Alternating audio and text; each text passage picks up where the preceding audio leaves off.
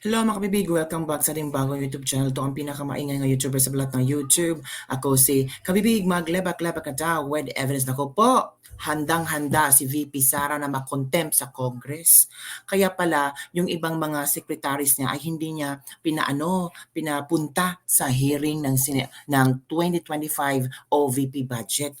Kasi meron siyang nakuhang intel mga kabibig na scripted daw ang mga tanong sa Kongreso. Scripted daw di umano ang mga tanong sa mga kongresista. Kaya VP Sara protected her secretaries. O eto mga kabibig, panoorin natin ang video ha para kuhang-kuha at kitang-kita natin kung paano at handa ba si VP Sara na makontent. Ito mga kabibig ha, manood tayo mga kabibig. Grabe, as in, grabe ang bangayan ngayon sa mga kabibig. Okay? Ito na mga kabibig, manood tayo. Suspending mayor, may perpetual disqualification, may mga ganun po na issues na I think this house, the members of this house were really focusing on those questions kasi nga po, nakikita po nila yung importansya ng questions na mga yon, Madam Chair. And makikita naman po natin, sabi nga po ni Kong Mark, my neighbor, na paulit-ulit na rin po yung mga sagot. Sana po baka may mga ibang membro ng opisina ng Office of the Vice President na nakatulong po or nakapagbigay po ng supplemental. Paulit-ulit ang mga tanong. Sana na sagot kasi ang dami po ng mga katanungan na parang wala lang, parang hindi na po nasama. Nandiyan naman po siguro yung support staff or may mga kasama po dyan. Sana po na mas nabigyan po ng kabuluhan yung hearing. Madam Chair. Thank you po, Madam Chair. Care to comment, Madam Vice? Yes, Madam Chair, the reason why wala dito yung ibang officials ng Office of the Vice President because, and I will say, I will not betray the confidence of some members of the House of Representatives. Meron isa sa mga nagtanong kanina, nagsabi sa akin na merong script sa pagtatanong about sa confidential funds. Hello? That is why I decided na hindi paatanin yung mga ibang officials ng Office of the Vice President because nakalagay naman doon sa inyong invitation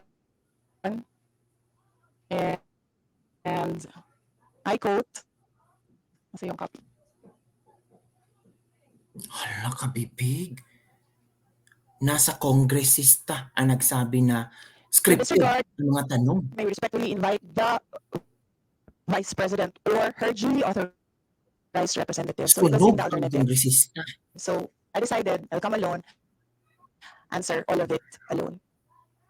So that kung i-contempt man ninyo ako lang yung papasok doon sa detention at hindi na masali yung ibang tao dito at yung pamilya nila na nag-aantay sa kanila sa mga bahay nila. Oh. Thank you, Madam Chair. Parang hindi makasagot sila. Kung saan po nang sagot na yun. Pero sunog. Source persons naman po yung kailangan natin or on sunog. Budget hearing issues. Kung iba ang issues yan, I doubt if it will come from this budget hearing. At sabi nga po ng mga kasama natin, Madam Chair, tungkol po talaga sa budget naman. Sa mga nakaraang pong budget ang pinag-uusapan. Thank you, Madam Tungkol Chair. sa budget. Madam Chair, again, the invitation said or in the alternative, Vice President or. So, I am within my right of attending alone. Wow, galing ni Sara. Sabog. Yun lang po siguro, Madam Chair. Sayang lang din po yung sayang ang prepare na script. Perfect time na marinig din not only our fellow representatives pero syempre ng taong bayan din po kung alam ng taong bayan paano po nangyayari yung mga ganitong bagay, paano po napapatakbo, paano po nagagamit. Siguro I'll stick to that as my final few questions, Madam Chair. Maraming salamat po. Thank you, ma'am. next to interpret is the Honorable Benny Abante. Oh, si Abante na, si Abante. Benny Abante na. Ito yung mga galit kay galit Ito, yata ito sa ng mga Madam Duterte, no? Palagi itong bad mood sa Duterte. Sana po ay tapos na po ito para masimulan na po natin yung budget ng ombudsman. But anyway, palagay ko po ay alam na po ng taong bayan ang mga nangyayari sapagkat karamihan po ng ating mga colleagues ay nagtanong na tungkol sa confidential fund. Pero gusto ko lang po tanungin si Madam Vice President, if the representatives of the people, like this House, has all the right to scrutinize the budget of any agency. Madam Chair. Madam Vice President. Madam Chair, is that the question? I think it's directed to the House. No, I'm asking you the question, Madam Chair. I'm asking the question to the resource speaker if she believes that this House, being the representative of the people, has the right to scrutinize the budget of any agency. Right, precisely. That's why I say I will leave it to the House of Representatives to decide on the proposal Madam Chair, as implemented. excuse me, Madam Chair, that can only be answerable by yes or no.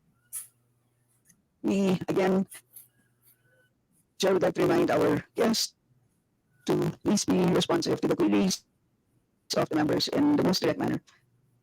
So please proceed, Madam Vice President. I already answered. Answered by yes or no. Perhaps my ears are not very clear, so I would like to find out if she answered yes, Madam Chair. And I will leave it to the House of Representatives to decide on the proposal as presented. She has been answering the same answer since we started Alam ko, this. ma-high blood to si Abante talaga, high blood talaga to. What I just want to ask, Madam Chair, is very simple. A simple answer of yes or no. Does the Madam Vice President believes that this House has all the right to scrutinize the budget of any agency? I'm not just referring to the agency of the Vice President. I am referring to every agency of government, Madam Chair. That can only be simply answered by yes or no. I do not need to hear paulit-ulit na kasagutan niya. Kanina pa, gusto ko lang po marinig. Hindi po ako nagagalit. Oo. Hindi po katulad niya, parang inis na siya. Oo, gusto ko lang po malaman. Oo, humbly speaking, naniniwala ba siya, Madam Chair, na itong House na ito, na binoto ng tao ay merong karapatan ayon sa konstitusyon na scrutinize natin ang budget ng any ahensya ng gobyerno, including Congress, Madam Chair. Madam Vice President. Madam Chair, may I request the Secretary to put on record, cut and paste. I will forgo and I will leave. My previous answer. Madam Chair, I would just like to ask, why is it very hard for her to answer yes? I'd like to ask, why is it, Madam Vice President, why is it so hard for you to answer yes when you know that the answer should be yes? Why do you have to explain? Why do you have to explain? We're simple people. I'm not even a lawyer. You are a lawyer, Madam Chair. So, here's a simple question of a simple Filipino. Meron po bang karapatan ang House na ito na scrutinize ang budget ng bawat ahensya ng gobyerno? Yun lang po ang tanong ko. Pwede pong sagutin ito ng yes or no. Kung yes, salamat. Kung no, ito salamat din. At least nalaman ng taong bayan. Madam Vice President.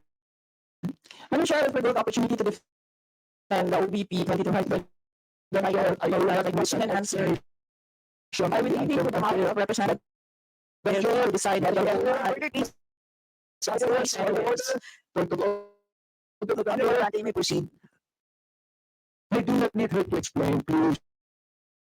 You have been giving the same answer for hours. The same answer for hours. Alam ko naman po ang pagnanais nyo. Why you answer the same for hours? Ngayon po, iba naman ang tanong ko. Ang tanong po ito, kasi kung tatanungin ko ulit, Madam Chair, meron po bang karapatan bilang mga representante ng taong bayan sa bawat distrito at party list na mag-scrutinize ng budget ng bawat ahensya ng gobyerno? Hindi po natin pinag-uusapan dito ang confidential fund. Ang pinag-uusapan po natin budget. Madam Chair, before you answer, the gentleman wishes to have a direct answer, either yes or no. Are you going to provide a direct answer? Honorable Abante? So, what is the answer? I asked whether our Madam Vice President will provide a direct answer to your query, and the answer is no. May I know why? Madam Vice President? And her answer is no as well. I don't think that would be the right answer, Ms. Aga. The question is, may I know why? And her answer is no. Would that Sarah be has the freedom to say the no. right answer to the question why? Freedom yan. Kung gusto niya ba ma-explain or hindi. Madam Vice Pero President, hindi talaga, oy, may gustong patunayan. Madam Chair, hindi dahil hindi niyo gusto yung mga sagot ko, Tama. hindi niyo gusto yung manner ng pagsagot ko, at hindi niyo gusto ang mga sinasabi ko, hindi ibig sabihin Madam Chair, hindi ka sinasagot. Madam Chair, and order. Yes, Honorable. Mali po yata ang sinasabi niya, hindi niyo gusto. Hindi yung niyo. Madam Chair, huwag niyong isali dito ang aking mga kasamahan dito. Ako ang nagtatanong. Sabihin mo sa akin, hindi ko gusto ang tanong mo. Yun lamang ang dapat niya Na-high blood na si Abante. Pagkat hindi ko rin gusto ang sagot niya. Oh, there you go. Nakita talaga na ayaw yung mga Duterte. Ano po ang sagot niya?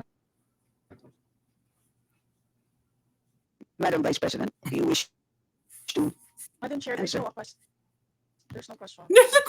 Galing. the Honorable Abante is asking for a question, for a response. Ano po ang sagot niya? Yan ang huli po niyang sinabi. I request that the question be repeated. Honorable Abante, Pinaglaruan na ni VP Sara si Abante. to your question, not to be The answer is included what? in your time. To please repeat your last question. Ito po, ang tanong ko kanina, Ang hirap kasi.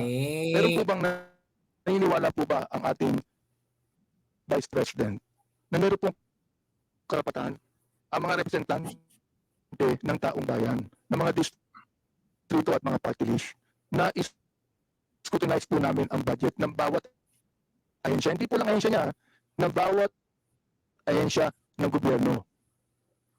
Yes o no lang po ang sagot yan. Ang tanong ko po, Madam Chair, kanina ayaw niya sumagot. Ang sagot niya, ayaw niya sagutin. So, ang tanong ko ito, may I know why? Ang sagot niya, no. Aba, Madam Chair, hindi po ako masyadong expert mag-English, pero palagay ko po naman, yung pong tanong, may I know why, palagay ko hindi po tama yung sagot na no. Depende sa tao. Kung ayaw niya mag-explain. Madam Di Vice ba? President. I don't want to explain. No. Madam Chair, Palagay ko. so that explains it. It is his opinion. Lawyer talaga si Sara. Observant sa mga sentences. It's up to you. You are the presiding officer. Madam Chair, hindi ko po opinion yun. Nakalagay po sa Constitution. Yun tulad po ng Vice President natin. Naniniwala po siya sa mandato niya bilang Vice President. Naaayon sa Constitution. Ganoon din po ang mandato natin dito na meron tayong karapatan mag-scrutinize ng budget ng anumang ahensya ng gobyerno ayon sa Constitution. Ang tanong ko sa kanya, naniniwala ka ba doon? Madam Vice President. Madam Chair, umikot na po tayo. Bumalik na tayo sa simula. Natapos na yun, nasagot na. Ang sinabi, palagay ko, hindi iyan ang tamang sagot. niya gusto yung sagot ko, hindi ibig sabihin na hindi ako sumagot. Perfect. Correct. Chair, palagay ko, hindi po siya sumagot sapagkat inuulit lamang niya ang sinabi niya. O ito po, Kung sabi ni Sarah, no, I will not Sa kanya. explain. Kasalanan ba ni Sarah? pwede ba, Madam Chair, Alert si Yung Abante. yung May gustong patunayan. sagot mo na isinasagot mo ng paulit kanina pa, Madam Chair. Gusto ko lang ulit marinig. Gusto ko lang ulit may record. Pakiulit mo lang ang sagot mo sa lahat ng mga tanong na tinatanong dito mula pa kanina. Madam Vice President. Madam Chair, I do not want to assume, so I would like to be clarified. Is this the OVP 2025 budget proposal or the confidential funds? Madam Chair, sinabi ko budget eh. Hindi ko sinabi confidential fund. Sinabi ko budget. Medyo mahina yata ang tenga ni Vice President eh. Sinabi ko budget. Eh. Hindi confidential fund. Sinabi ko na wala akong pakialam sa confidential fund. Ang pakialam ko ganito. Wala nang pakialam sa confidential fund kasi scripted na lahat. Ngayon, naghanap kayo ng butas kay VP Sara. Ng ano mang ahensya. Yung po ang tanong ko. Sagutin mo niya yes or no. Ayong ayaw niya sagutin niya yes or no. Sabihin niya sa akin ang sagot niya kanina nang paulit-ulit sa lahat ng mga tanong ng ating mga kulit. I will forgo the opportunity to defend the Office of the Vice President 2025 Sinagot ni budget Sara. proposal by question and answer. And I will leave it to the House of Representatives to decide on the proposal as presented. Madam Chair, maraming salamat po. Ibig sabihin po, yung kasagutan niya na paulit-ulit, naniniwala siya na mayroong karapatan ang kongresong ito na scrutinize ang budget. Kahit ang budget na yan nagsimula ng 2023, meron pa rin karapatan ang kongresong ito na scrutinize ang budget. There you go. Lumabas sa bibig mo, Abante. Patungo sa confidential fund. Kasi you mentioned about 2023. Marunong lang talaga si VP Sarang bumasa kung saan patutungo yung question mo. Diba? So it means, ikaw ang nag-clarify, ikaw ang nag-conclude, then straight to the point ka sa 2023 confidential fund. Nako, hindi mo maipapasok si VP Sara sa bulsa mo dong. Maraming salamat, Madam Chair. Maraming salamat po, Vice President. High blood si Abante.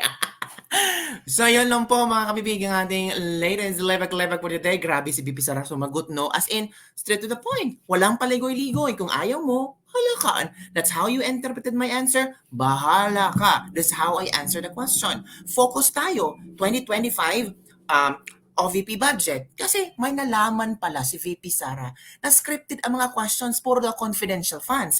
Isinagot naman ni, ang sabi naman ni Congressman Arroyo na tapos na tayo doon.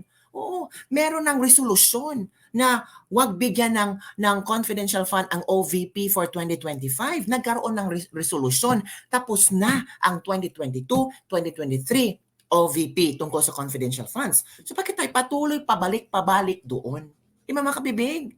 Ay naku, ang daming problema sa Pilipinas. Oy, flood project, oy, yung SONA food nila, oy, nasa na ba ang auditing? Yun lang po mga kabibig ang ating Let's Lebak-Lebak for today. Don't forget to like, subscribe, and share this video. Bye everyone. See you next time.